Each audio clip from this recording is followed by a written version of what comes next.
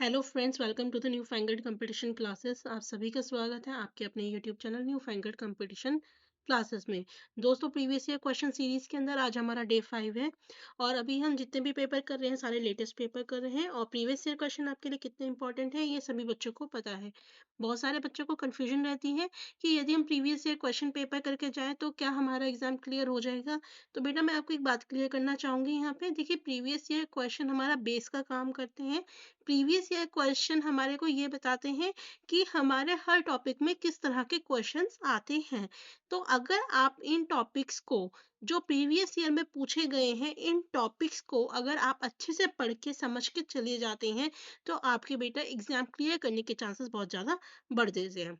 चलिए, without wasting any time हम आज की क्लास स्टार्ट करते हैं। और बेटा, यदि आप हमारे चैनल पर फर्स्ट टाइम आए हैं और आपने प्रीवियस ईयर की पहले की क्वेश्चंस क्लासेस नहीं देखी है तो प्लीज़ उन्हें ज़रूर देखिएगा, क्योंकि वो सारे लेटेस्ट पेपर हैं जो मैंने आपको सॉल्व करवाए हैं। हम बिल्कुल रिवर्स क्रोनोलॉजी के अंदर चल रहे हैं।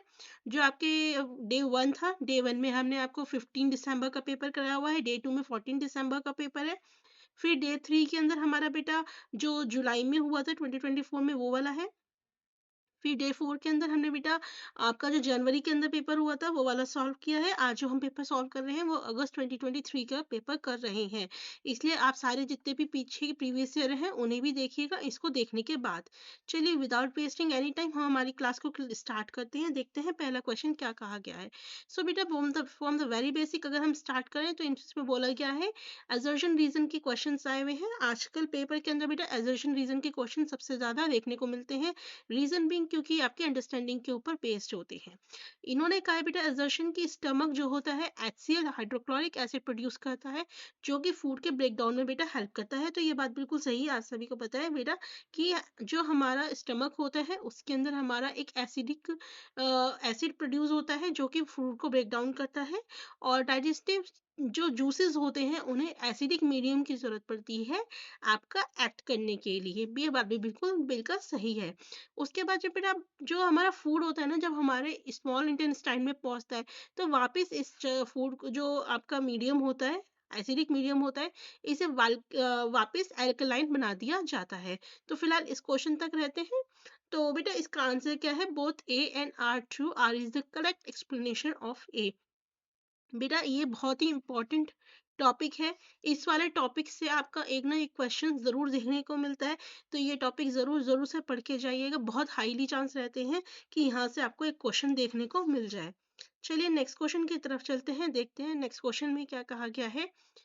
What does the term nitrogen fixation means? Nitrogen fixation का मतलब क्या होता है? तो बेटा बहुत सिंपल सा मतलब होता है।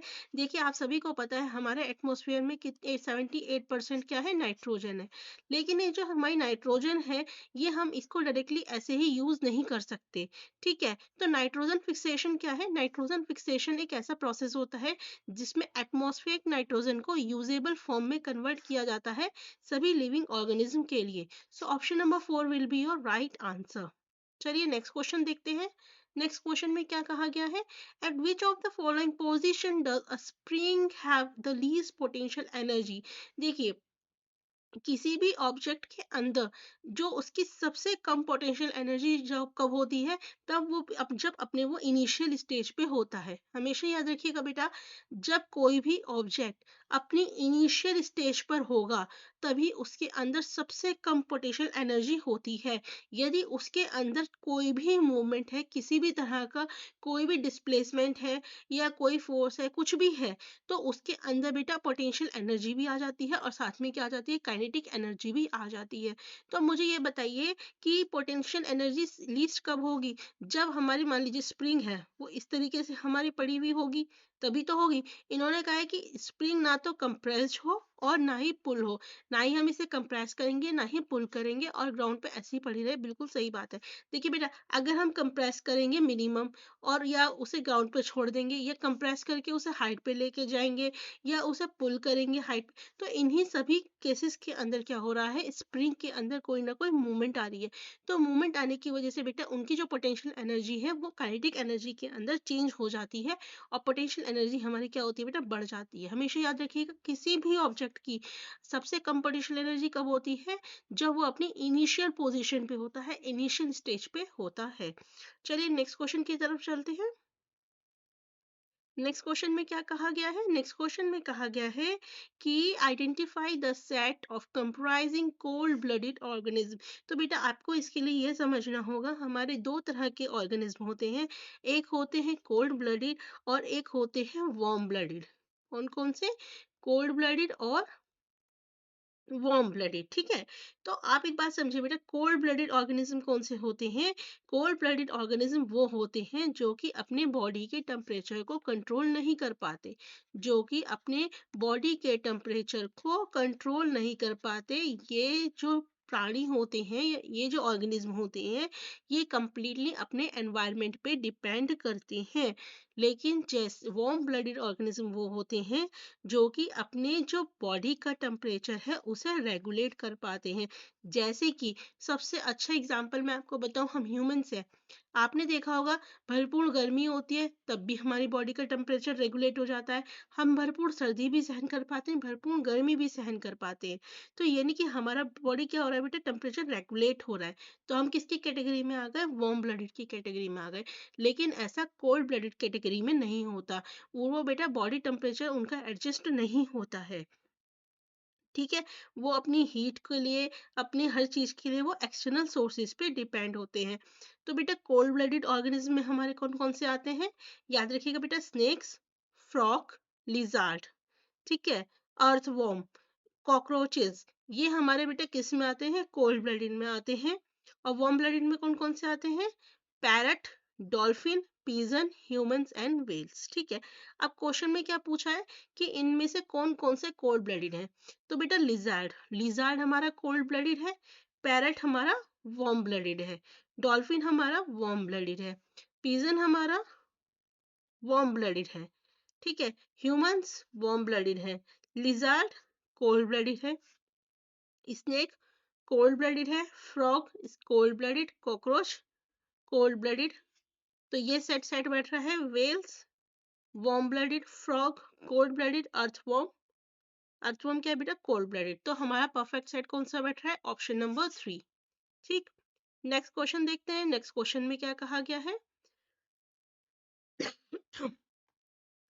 Which of the pair of units are used for measuring the same physical quantity। इनमें से बेटा कौन सा पेयर है जो कि सेम फिजिकल क्वांटिटी को मेजर करने के लिए यूज किया जाता है? तो पहला पेयर क्या है बेटा? किलोग्राम। देखिए एक ऐसा यूनिट दे रखी है और एक हमारी दूसरी यूनिट दे रखी है। ठीक है, तो देखिए जो किलोग्राम मीटर पर सेकंड स्क्वायर न्यूटन मीटर, तो बेटा ये यूनिट सेम नहीं है लेकिन रिलेटेड है। जो किलोग्राम पर मीटर स्क्वायर है बेटा, ये हमारी फोर्स को रिप्रेजेंट करता है, ये किसको रिप्रेजेंट करता है? फोर्स को। और न्यूटन मीटर जो होता है बेटा, ये टॉर्क को रिप्रेजेंट करता है, किसको? टॉर्क को। तो ये तो नहीं हो सकता।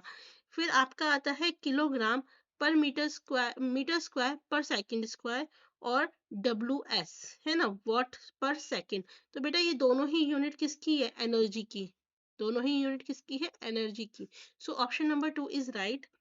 अगर मैं ऑप्शन नंबर 3 की बात करूं बेटा, किलोग्राम मीटर पर सेकंड स्क्वायर और फिर वॉट पर सेकंड, तो बेटा जो हमारा वॉट पर सेकंड है, ये किसकी यूनिट है? एनर्जी की। ये किसकी यूनिट है? एनर्जी की है। और किलोग्राम मीटर पर सेकंड स्क्वायर अभी हमने ऊपर ही देखा था, ये किसकी है बेटा? फोर्स की यूनिट है। ये किसकी यूनिट है? फोर्स की। ठीक है, किलोग्राम मीटर स्क्वायर पर सेकंड स्क्वायर, ये किसकी यूज है बेटा? एनर्जी की। ये किसकी है? किलोग्राम मीटर स्क्वायर पर सेकंड स्क्वायर किसकी है? एनर्जी की है। और जूल पर सेकंड है ना, तो जूल तो बेटा एनर्जी की होती है, लेकिन जब जूल पर सेकंड की बात करते हैं तो ये हमारा क्या बन जाता है? वॉट। तो वॉट किसकी होती है बेटा? एनर्जी ट्रांसफर की। Energy transfer. ठीक, तो इसमें बेटा हमारा सही ऑप्शन क्या होगा? Option number 2। चलिए नेक्स्ट क्वेश्चन देखते हैं। नेक्स्ट क्वेश्चन में क्या कहा गया है? नेक्स्ट क्वेश्चन में कहा गया है during fertilization the sperm of cell from a father and the egg cell of a mother fuse to form a. जब बेटा फर्टिलाइजेशन के दौरान जो स्पर्म सेल है फादर से और मदर से का सेल जब फ्यूज होता है तो बेटा सबसे पहले क्या बनता है, हमेशा याद रखेंगे बेटा, सबसे पहले बनता है जाइगोट। और एक बात और याद रखेंगे, जाइगोट हमारा सिंगल सेल होता है। क्या होता है? सिंगल सेल, एक ही सेल होता है जो डिवाइड करता है repeatedly in the ball of cells. पहले एक सेल होता है, फिर इसके बाद इस तरह से डिवाइड होके बॉल ऑफ सेल बनता है। ये जो बॉल ऑफ सेल होता है इसको हम क्या बोलते हैं? एम्ब्रियो। क्या बोलते हैं? एम्ब्रियो। ये सिंगल सेल था, ये मल्टी सेलुलर होता है। ठीक है। The cell begins to develop into different organs and tissues. This developing structure is called embryo. ठीक है। अब ये एम्ब्रियो जो होता है यूट्रस की वॉल से अटैच हो जाता है। किसकी वॉल से? यूट्रस की वॉल से अटैच होता है। The stage of dash in which all body parts can be identified is called foetus. तो इसमें हमने क्या? जाइगोट। W is zygote. ठीक है। X is embryo, Y is uterus, embryo, the stage of embryo, Y is X embryo था ना, इनमें सभी पार्ट को हम आइडेंटिफाई कर सकते हैं, उसे हम क्या बोलते हैं? फीटस। क्या बोलते हैं? Foetus. So option number 2 will be your right answer. चलिए नेक्स्ट क्वेश्चन की तरफ चलते हैं, देखते हैं नेक्स्ट क्वेश्चन में क्या कहा गया है। मेरे नेक्स्ट क्वेश्चन में कहा गया है which of the following reactions are not feasible. तो बेटा इस तरह के क्वेश्चंस इंपॉर्टेंट है। इस पे बेटा ये रिएक्टिविटी सीरीज पे क्वेश्चन बेस्ड है। किस पे है? रिएक्टिविटी सीरीज पे है। इसे जरूर से पढ़ के जाइएगा, एक क्वेश्चन रिएक्टिविटी सीरीज पे बेटा देखने को मिलता ही है। तो बेटा अगर मैं इनमें सारी चीज़ों की बात करूं तो मैं आपको बताऊं बेटा, देखिए रिएक्टिविटी सीरीज में सबसे ऊपर आता है पोटेशियम, उसके बाद आता है सोडियम, उसके बाद आता है calcium, magnesium, aluminium, zinc, iron, lead, hydrogen, copper, silver, gold और प्लेटिनम। जो सबसे ऊपर बेटा हाईली रिएक्टिव होता है और जो नीचे होता है वो लीस्ट रिएक्टिव होता है। अब मुझे ये बताइए बेटा, जो हमारा पीबी है दैट इज लेड, लेड ज्यादा रिएक्टिव है या आयरन? सीधी सी बात है बेटा, अगर आप देखोगे तो आयरन ऊपर है, आयरन ज्यादा रिएक्टिव है तो इसे डिस्प्लेस कर देगा, तो ये तो पॉसिबल है। एल्यूमिनियम ज्यादा रिएक्टिव है या फिर कॉपर? एल्यूमिनियम ऊपर है, कॉपर का नीचे है, तो एल्यूमिनियम स्ट्रांग है, ये भी पॉसिबल है।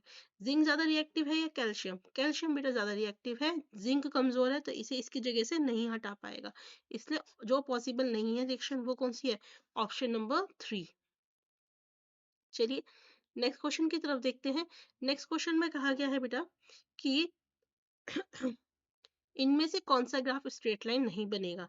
तो बेटा इसका एक बहुत सिंपल सी बात समझिए, देखिए डिस्टेंस टाइम ग्राफ, अगर मैं डिस्टेंस टाइम ग्राफ की बात करूं तो डिस्टेंस टाइम ग्राफ मुझे क्या देता है? वेलोसिटी। डिस्टेंस टाइम ग्राफ यानी कि बॉडी अगर मेरी रेस्ट पे है, तो कहने का मतलब क्या, अगर कोई बॉडी रेस्ट पे है तो इसका मतलब उसका डिस्टेंस क्या रहा होगा? सेम रहा होगा और टाइम बढ़ता चला गया होगा।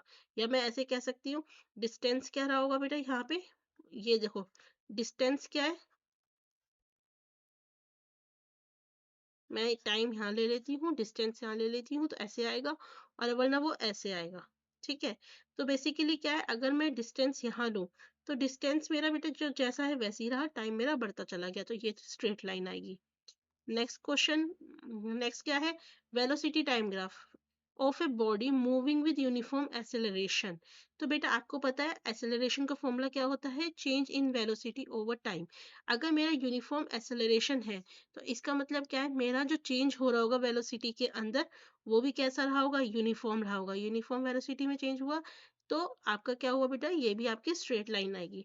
Distance time graph of a body moving with uniform, अब डिस्टेंस टाइम ग्राफ आपका बेटा डायरेक्टली रिलेटेड नहीं होता यूनिफॉर्म एक्सेलरेशन से, तो बेटा ये डायरेक्टली हमारा रिलेटेड नहीं होता, इसलिए बेटा हमारा जो डिस्टेंस टाइम ग्राफ बनता है एक्सेलरेशन के लिए वो कैसा बनता है? कर्व बनता है। याद रखेंगे वो कैसा बनता है?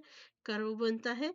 जो स्लोप होता है कर्व का वो चेंज होता है, जो हमें बताता है कि चेंजिंग वेलोसिटी यूनिफॉर्म मेसेलेशन की वजह से।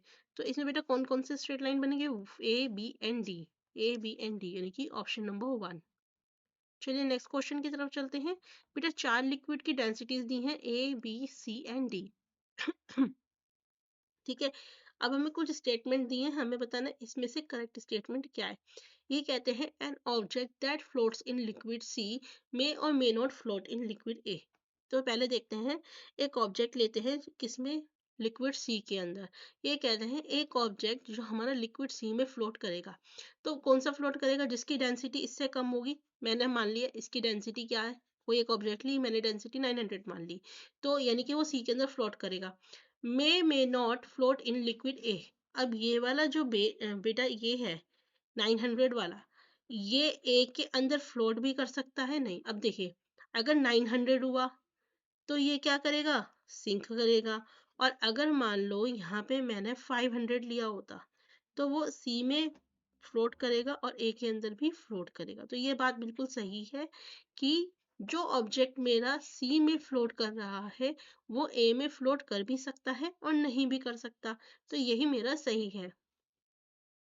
ठीक है, N object that floats in liquid ए, एक ऑब्जेक्ट जो फ्लोट करेगा लिक्विड ए के अंदर, यानी कि 785 से कम होगी उसकी वैल्यू। मे और may not float in liquid B, may not float in liquid. बेटा अगर मेरी 785 से वैल्यू कम होगी तो वो 820 से भी तो कम होगी, और जब वो 820 से कम होगी तो वो डेफिनेटली क्या करेगा? फ्लोट करेगा। तो ये ऑप्शन भी गलत हो जाता है। एक ऑब्जेक्ट जो फ्लोट करेगा लिक्विड बी में श्योरली फ्लोट इन लिक्विड ए। ये कहते हैं अगर कोई ऑब्जेक्ट लिक्विड ए में फ्लोट कर रहा है तो वो ए में भी करेगा। एक बात बताइए, लिक्विड बी में जो फ्लोट कर रहा है, अगर उसकी वैल्यू 800 हुई, अगर उसकी वैल्यू 800 हुई तो वो जो ए है उसमें क्या करेगा? फ्लोट करेगा, सिंक करेगा, क्योंकि इससे तो ज्यादा हुई ना बेटा। हमेशा देखिए, अगर डेंसिटी जो हमारी डेंसिटी है इससे ज्यादा है ऑब्जेक्ट की डेंसिटी, तो वो सिंक करेगी, और ऑब्जेक्ट की डेंसिटी इसकी डेंसिटी से कम है तो वो फ्लोट करेगी। So option number will be your right answer. Next question क्या है? Which read the following statement and choose the correct option. हमें स्टेटमेंट पढ़ना है और सही ऑप्शन बताना है। Electric current is a vector quantity. क्या इलेक्ट्रिक करंट बेटा मेरी वेक्टर क्वांटिटी है? बेटा इलेक्ट्रिक करंट मेरी वेक्टर नहीं स्केलर क्वांटिटी है। ठीक है, अभी आप कहेंगे मैम क्यों है, बताती हूँ। इलेक्ट्रिक करंट एक ऐसी क्वांटिटी है जिसकी मैग्नीट्यूड भी होता है, डायरेक्शन भी होती है, लेकिन उसके बावजूद इलेक्ट्रिक करंट बेटा मेरा स्केलर क्वांटिटी कही जाती है। क्यों? क्योंकि बेटा जो इलेक्ट्रिक हमारा इलेक्ट्रिक करंट होता है ना बेटा, ये हमारा एक लॉ फॉलो नहीं करता। कौन सा? Law of addition of vector, law of addition of vector. बेटा जितनी भी हमारी वेक्टर क्वांटिटीज होती है उनका इस लॉ को फॉलो करना जरूरी होता है, लेकिन जो इलेक्ट्रिक करंट होता है बेटा वो इस लॉ को फॉलो नहीं करता, इसलिए इलेक्ट्रिक करंट क्या होती है? स्केलर क्वांटिटी होती है। तो आंसर क्या सही होगा बेटा? इसका आंसर सही होगा A is false, B is true, A is false and B R is true.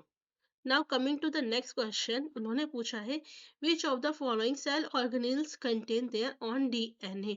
कौन सा बेटा ऑर्गेनिल्स है जो कि खुद का कंटेन करता है डीएनए? तो पहले बेटा थोड़ा थोड़ा समझ लीजिए, सेल ऑर्गेनिल्स होते क्या हैं? ये स्पेशलाइज्ड स्ट्रक्चर्स होते हैं सेल के अंदर, जो कि क्या करते हैं? स्पेसिफिक फंक्शन परफॉर्म करते हैं सर्वाइवल के लिए, ग्रोथ के लिए, सेल की फंक्शनिंग के लिए। जितने सेल ऑर्गेनेल्स होते हैं बेटा ये मेम्ब्रेन बाउंड स्ट्रक्चर्स होते हैं, जो कि क्या होते हैं? यूकेरियोटिक सेल के अंदर हमें मिलते हैं। तो डिफरेंट डिफरेंट ऑर्गेनेल्स हमारे डिफरेंट डिफरेंट काम के लिए रेस्पॉन्सिबल होते हैं। जैसे कि प्लास्टिड, प्लास्टिड बेटा हमारा बहुत सारे फंक्शंस को परफॉर्म करता है प्लांट सेल के अंदर, जिसमें हमारा एक फोटोसिंथेसिस एक बहुत ही बड़ा प्रोसेस है। तो इसके पास बेटा अपना डीएनए होता है। ठीक है, माइटोकॉन्ड्रिया सभी को पता है बेटा, इसको हम क्या बोलते हैं? Powerhouse of the cell बोलते हैं।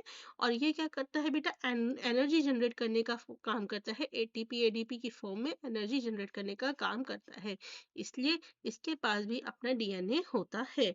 न्यूक्लियस, न्यूक्लियस तो बेटा हर किसी को पता है, जो न्यूक्लियस होता है उसके अंदर क्या होता है बेटा? हमारा जेनेटिक मटेरियल होता है, जिन्हें हम क्या बोलते हैं? क्रोमोसोम्स, जो कि हमारे सेलुलर प्रोसेस को और ट्रेड्स को आपका इंस्ट्रक्शन रखते हैं। तो जो डीएनए होता है बेटा न्यूक्लियस के अंदर, उसका क्या बोलते हैं, उसका भी खुद का डीएनए होता है। तो डीएनए तो सबको पता है बेटा न्यूक्लियस के अंदर तो होता ही है। अब बात करेंगे वैक्यूल। वैक्यूल क्या होते हैं बेटा? वैक्यूल के अंदर कोई खुद का डीएनए नहीं होता। वैक्यूल्स हमारे जो बेटा काम करते हैं वो स्टोरेज, वेस्ट डिस्पोजल और maintenance of pressure in plants के अंदर जो प्रेशर है बेटा उसको मेंटेन करने का काम करते हैं। ठीक है। सो आपका डी के अंदर बेटा नहीं होता है डीएनए, तो किसके अंदर होता है? A B and C. A B and C, option number 3। चलिए नेक्स्ट क्वेश्चन की तरफ चलते हैं। इन्होंने कहा है नेक्स्ट क्वेश्चन के अंदर कि all the are microscopic and can not be seen with the naked eyes.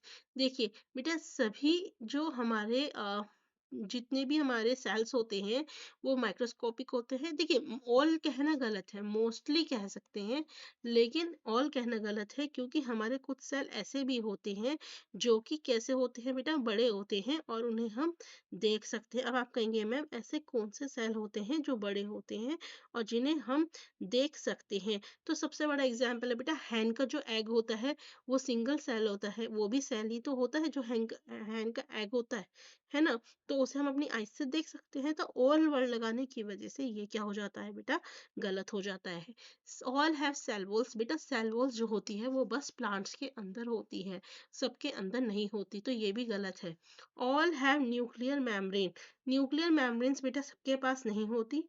जो हमारे प्रोकैरियोटिक सेल्स होते हैं जैसे कि बैक्टीरिया, उनके अंदर बेटा न्यूक्लियर मेम्ब्रेन नहीं होती। यूकैरियोटिक सेल्स जैसे कि प्लांट और एनिमल सेल्स, इनके अंदर होती है।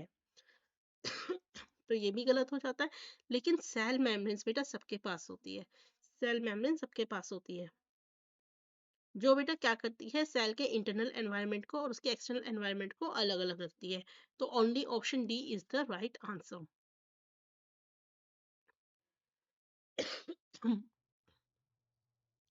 नेक्स्ट है select the set that correctly matches the type of waste given. ये बेटा ए में टाइप ऑफ वेस्ट दिया गया है और उसे डिकम्पोज होने में कितना टाइम लगता है वो दिया गया है। हमें बताना है कि इसमें सही वो क्या है। तो एक चीज तो बेटा आपको सबको ही पता है, आप सब जगह सुनते आ रहे हैं, दैट प्लास्टिक को सेवरल ईयर्स लग जाते हैं क्या होने में बेटा? डिकम्पोज होने में। सभी सुनते हुए आए ना कि प्लास्टिक बॉटल्स को या कोई भी प्लास्टिक को बहुत साल लग जाते हैं। तो आप पहला तो यही देख लीजिए ए का फिफ्थ कहाँ पर है। तो बेटा ए का फिफ्थ मेरा यहाँ पर है और यहाँ पे है। अब एक बात ध्यान रखिएगा बेटा, जो हमारा ऑर्गेनिक वेस्ट होता है जैसे कि छिलका हो गया किसी चीज का, ये सबसे जल्दी डिकम्पोज होता है। क्या होता है? सबसे जल्दी डिकम्पोज होता है। तो अब देखिए इसमें ऑर्गेनिक वेस्ट कौन सा है? बनाना पील। ऑर्गेनिक वेस्ट कौन सा है? बनाना पील। और सबसे कम टाइम क्या है इसमें बेटा? 1 से 2 वीक। अब देखिए इन दोनों में डी का सेकंड किस में आ रहा है? इस वाले में बेटा डी में थर्ड है और इसमें सेकंड, तो डी का second.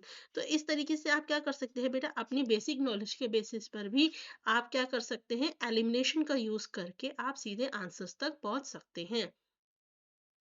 A feather of mass 5-15 gram is dropped from a height। एक feather है 15 ग्राम का जिसको हाइट से छोड़ा गया है और ऐसा पाया गया कि जो वेलोसिटी है उसकी क्या है बेटा? कांस्टेंट है। तो फोर्स कितना होगा? तो बेटा फोर्स आपको पता है क्या होता है? Force is equal to mass into acceleration. Force क्या है? मास इनटू एक्सेलरेशन। फोर्स आपका ये है। एक्सेलरेशन क्या होता है बेटा? Change in velocity over time. अब जब बेटा वेलोसिटी चेंज ही नहीं हो रही तो वेलोसिटी क्या हो गई? जीरो। तो क्या हो गया? 15 × 0 इज 0। नेट फोर्स कितना एक्ट हो रहा है बेटा? 0। ठीक। अब नेक्स्ट है an ion X3 plus is obtain from an element X। एक एलिमेंट X है जिसका एटॉमिक मास क्या है आपका? 27। एटॉमिक नंबर क्या है? 13। अब आपको बेटा कुछ चीजें यहाँ पे पता होनी चाहिए तभी आप इन क्वेश्चंस को कर पाओगे।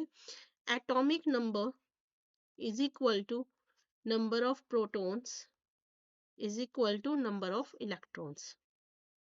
ठीक, पहली चीज। और number of neutrons is equal to atomic mass minus atomic number. ठीक है, ऐसे याद रखेंगे। Number of neutrons is equal to atomic mass minus atomic number. तो इन्होंने सबसे पहले न्यूट्रॉन्स देख लेते हैं बेटा, क्या आएगा। न्यूट्रॉन्स क्या होगा, atomic mass into atomic number. Atomic mass is 27, atomic number is 13, यानी कि 14। तो यानी कि या तो ये ऑप्शन हो सकता है या ये। अब हम प्रोटॉन्स और इलेक्ट्रॉन्स की बात करते हैं। तो जो हमारा बेटा एटॉमिक नंबर होता है वो कितना होगा, जितने प्रोटॉन्स होंगे उतना ही जो एटॉमिक नंबर है वही प्रोटॉन्स होगा। ठीक है, तो कितना हो गया हमारा, प्रोटॉन्स कितने, प्रोटॉन्स बेटा नंबर पे है ना, तो प्रोटॉन्स मेरे कितने हुए, 13 हुए। प्रोटॉन्स कितने हुए हैं मेरे, 13। अब बात करेंगे हम इलेक्ट्रॉन की। देखिए, अगर यहाँ पे मेरा सिर्फ x होता, अगर यहाँ पे मेरा सिर्फ x होता, 3 प्लस नहीं होता, तो मेरा इलेक्ट्रॉन कितना आता, 13 आता। लेकिन x 3 प्लस का मतलब क्या है कि ये जो x एलिमेंट है इसने अपने जो 3 इलेक्ट्रॉन्स है वो क्या कर दिए, दे दिए। क्या कर दिए, प्लस का मतलब ले लिए नहीं, प्लस का मतलब 3 इलेक्ट्रॉन्स इसने अपने दे दिए। तो अब कितने इलेक्ट्रॉन्स बचे बेटा उसके पास, 10। कितने बचे, 10। सो option number 4 will be your right answer. ठीक, नेक्स्ट क्वेश्चन की तरफ चलते हैं, देखते हैं नेक्स्ट क्वेश्चन क्या है। Identify the set comprising plants that produces bisexual flowers. हमें ऐसे प्लांट्स पहचानने हैं जो कि बाइसेक्सुअल फ्लावर्स को प्रोड्यूस करते हैं। तो बेटा इस तरह के क्वेश्चन की बस एक सिंपल सी ट्रिक ये है कि जहां आपको सारे ऐसा लगे कि कुछ फूल पत्तियों के नाम आ रहे हैं, ठीक है, किसी फ्रूट वेजिटेबल का नाम नहीं है, वही आपका आंसर होगा। अब जैसे इसमें कुकुम्बर है, पपाया है, फ्रूट्स वेजिटेबल के नाम दिख रहे हैं, तो ये ऑप्शन कट गए। यहाँ पे सारे आपके बेटा मस्टर्ड और ये रोज और पिटूनिया सब ऐसे प्लांट्स हैं ना, तो ये आपका आंसर हो जाएगा। ठीक है, नेक्स्ट क्वेश्चन है, इनकरेक्ट बताना है बेटा।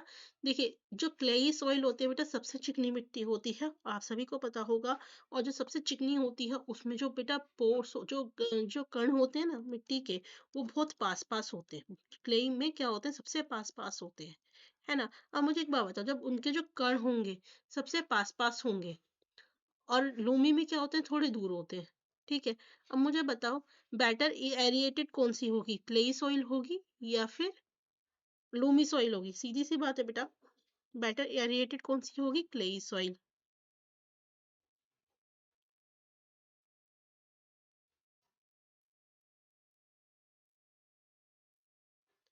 सॉरी, बेटर एरिएटेड है ना।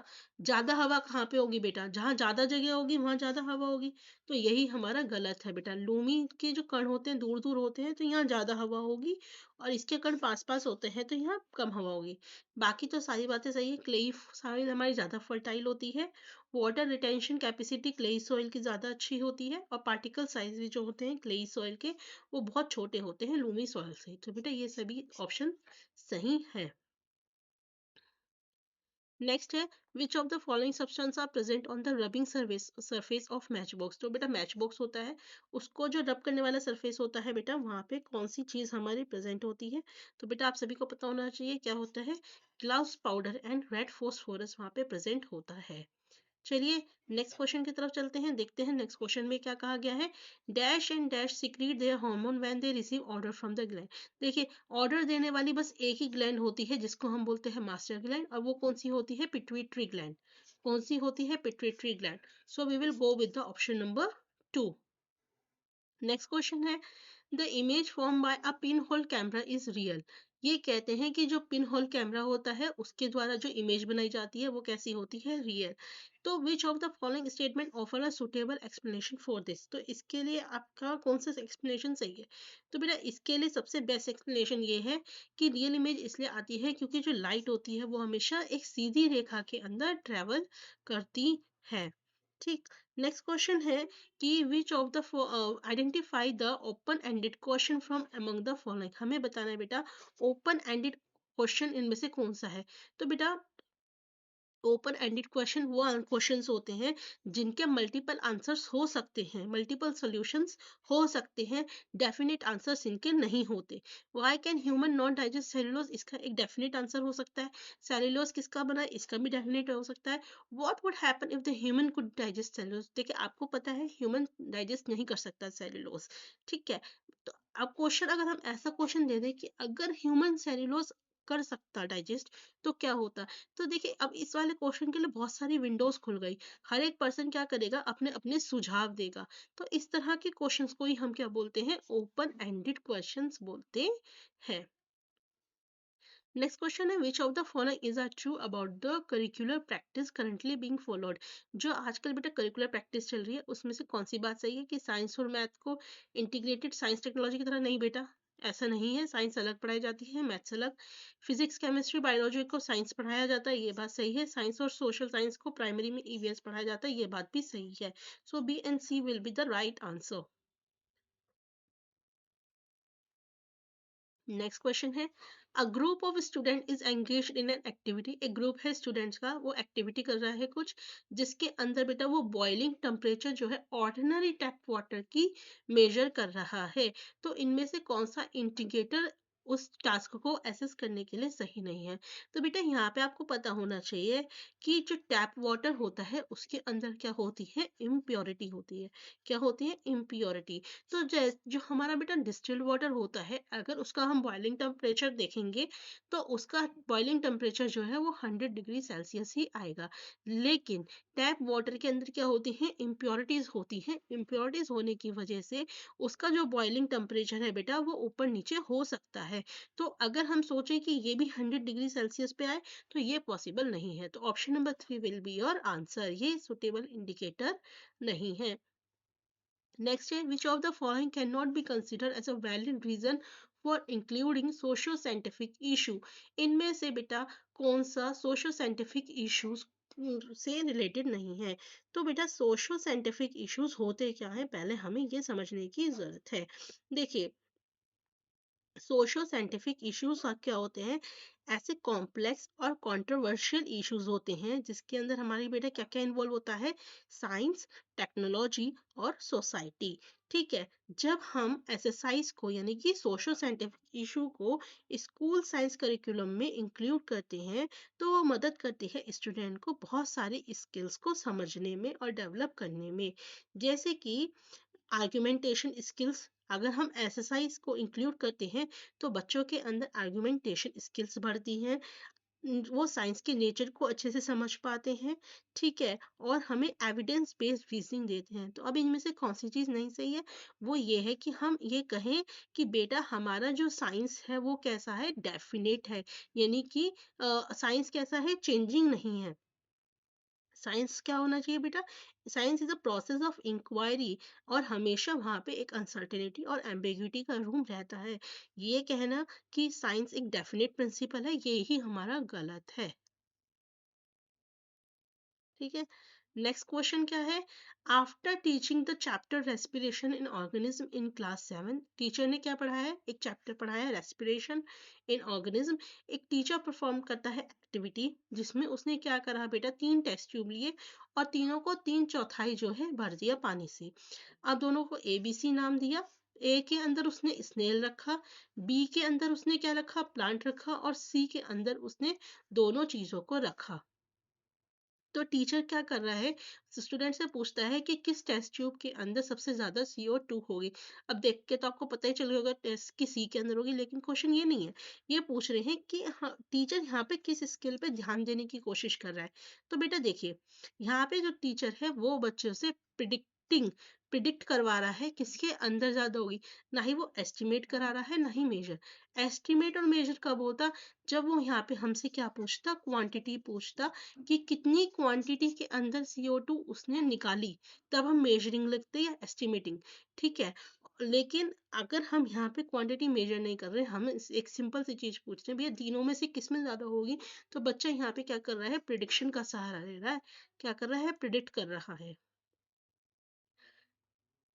नेक्स्ट क्वेश्चन क्या है, which of the following is not correct in respect of the activities suggested as a part of extended learning in text books. जब बेटा हम एक्सटेंडेड लर्निंग करते हैं टेक्स्ट बुक्स के अंदर तो इसमें से कौन सी बात सही नहीं है। पहले ये समझे एक्सटेंडेड लर्निंग होती क्या है। देखिए बेटा, एक्सटेंडेड लर्निंग एक ऐसी लर्निंग होती है जहाँ बच्चा क्या करता है, अपने बुक्स से बाहर निकल के, यानी कि बुक्स को छोड़ के उन टॉपिक्स के बारे में और ज़्यादा ज्ञान अर्जित करने की कोशिश करता है। वो और ज़्यादा उस चीज़ के बारे में में नॉलेज लेता है, अपनी जो नॉलेज है उसकी जो रिपोजिटरी है उसको क्या करता है बेटा, बढ़ाता है। ठीक है, तो वैल्यू एडिशन देता है, नॉलेज बढ़ती है, ये बात तो ठीक है। इस इम्पोर्टेंट बेसिस, देखिए एक्सटेंडेड लर्निंग कभी भी बेटा इवैल्यूएशन का बेसिस नहीं होता, ये एक्स्ट्रा पार्ट होता है जो बच्चों को डेवलप करता है। क्या होता है, एक्स्ट्रा चीज एक्टिविटी होती है जो बच्चों की इंफॉर्मेशन को, नॉलेज को बढ़ाती है। Some of this require student to collect, इसमें सही बात है, स्टूडेंट में बेटा स्टूडेंट क्या करता है कि इंफॉर्मेशन लेता है बहुत तरह की और कंक्लूजन देता है, अपने एक्सपर्ट्स टीचर सोसाइटी के साथ वो इंटरेक्ट करता है, ये बात भी सही है। नेक्स्ट क्वेश्चन है, which of the following is ordinarily not implied in the context of content validity? इनमें से बेटा कौन सी बात है जो कंटेंट वैलिडिटी को ध्यान में रखते हुए सही है? Not is ordinarily not implied in the context of content validity. ठीक है,